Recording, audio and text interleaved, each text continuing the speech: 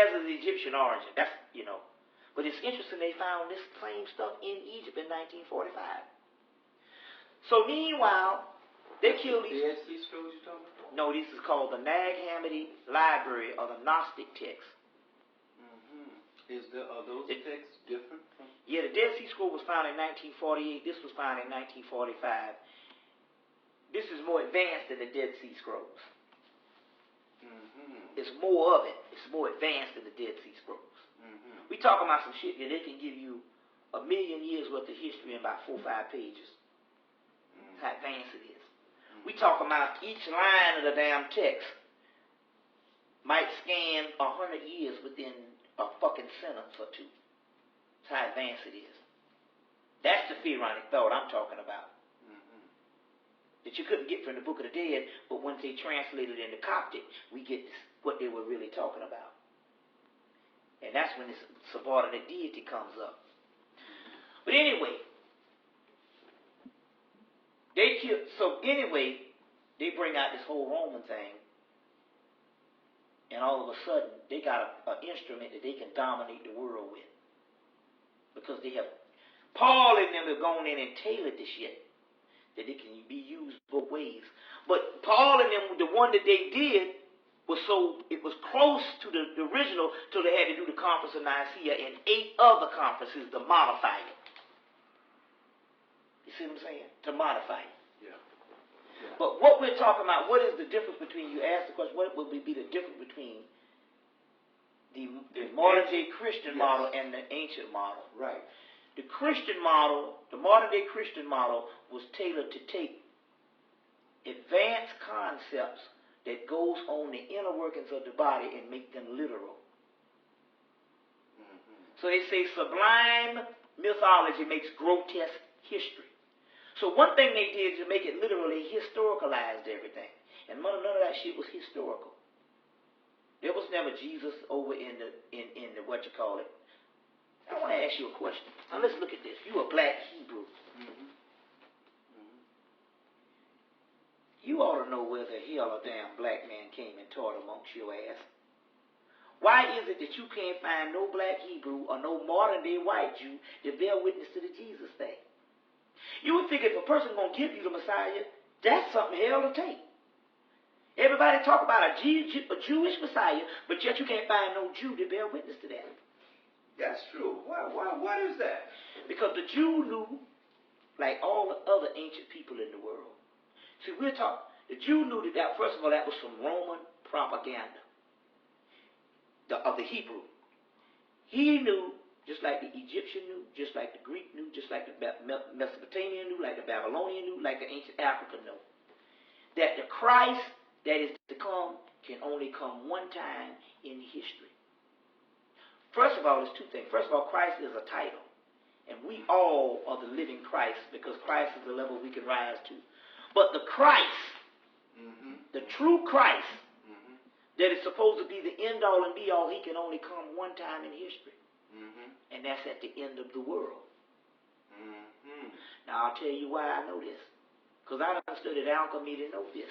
And you can quote me on this. When the true manifestation of Christ comes, the physical earth would cease to be.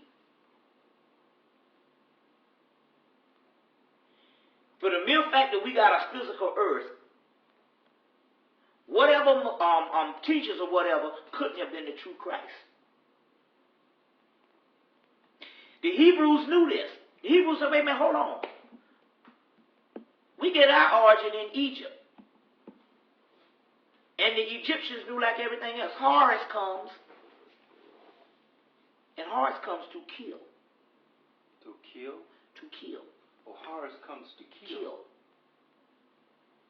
The true Christ never taught love. That's some Roman bullshit to keep a people docile. All you got to do is just take my word for it. You go and study you can go to Greek and study Hercules. That's the Greek Horus or Apollo. But you can study Horus or Heru. You can find out something about Heru. I'm going to tell you what this is. You won't find no text in Egypt where Heru is talking about love. Heru does one thing and one thing only. Avenge his father. He kicks ass. That's all he does. Mm-hmm. He kills motherfuckers. Mm-hmm. That's it. That's what he does. The Greek version is Hercules, which is the same story because he don't do but one thing. From the time he born till the time he die, he kills everything in sight. Cleaning house. So the Hebrews knew. They knew that when they was talking about a person coming by talking about all this love and all this kind of thing, they said the true Christ coming back to kill the world. You see what I'm saying? Mm-hmm. Get the house in order. He's the God of Ecclesiastes with the blood on the sword. He's the God of Revelation. Mm-hmm. They had blood dripping from them. Mm-hmm. Mm-hmm. Mm-hmm. But the Romans came in. On the end of time. The end of time. That's the only time the true Christ can manifest on the earth. Mm-hmm. Otherwise, we are all the race of Christ, Christos anointed one. We all have melanin. But the Christ that we're talking about here is this seed that I was telling you. Mm-hmm. Now, they have isolated this thing. They can tell you this stuff in science. Mm-hmm. In astrophysics, they say there's a seed that is the only thing that is not, it's the only thing that's in this universe that's not of this universe. It's from the outside known universe. And when that seed manifests itself, it will explode everything on this planet and destroy the universe. And we'll go back to the original existence. If any man came saying he was the Christ, he couldn't have been the real one. That's why the Hebrews to this day, whether even the converted ones, but they copied the original black ones, never bear witness to Christ. And the Arabs over there is like, that's bullshit. The Egyptians, that's bullshit. That's Rome and that's Paul and them. Because what Paul and them was trying to do was trying to get the monopoly on the Christ that everybody in the world had.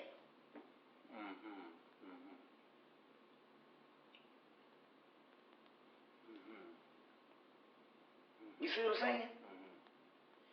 And the Romans say if we can get the monopoly on this Christ, we can rule the world with this thing. You see what I'm saying? So they literally tried to corner the market on the Christ that was all around the world. It is irrational for a Japanese man to worship a Jewish savior. It is irrational for a blue-black African to worship a white man. Just as it's irrational for an Eskimo to worship a black man, where everybody in their mythology got the same Christ.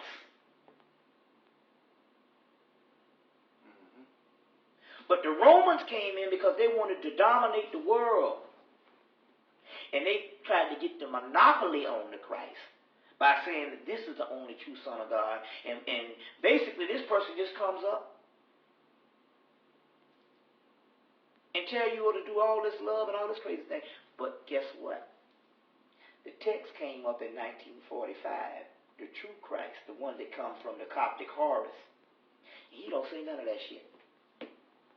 In the Gospel of Thomas, it was like, which is when they got out of the library, they took out a Conference of Nicaea. Mm-hmm. It's found in these in this text. In the Gospel of Thomas, he says, they say, Christ, tell us what kind of diet you want us to go on. He said, don't lie. Why do what you hate? Blessed is the man who eats the lion. Then the lion becomes a part of the man. Cursed is the man to get eaten by the lion, and a man becomes a part of the lion. He goes on, they say, tell us about the kingdom of heaven. He said, you'll know the end when you know the beginning. Shit, you done lost the knowledge to the beginning. They well, then they said, they told him tell about the end. He said, you know the end if you know the beginning. They said, tell us about the kingdom of heaven. He said heaven is all around you, but you drunk, you can't see it because you're looking for these two eyes, and you ain't looking with the spiritual eye. This person in here is a straight up revolutionary. A no holds barred person. They don't even deal with the crazy stuff. You see what I'm saying?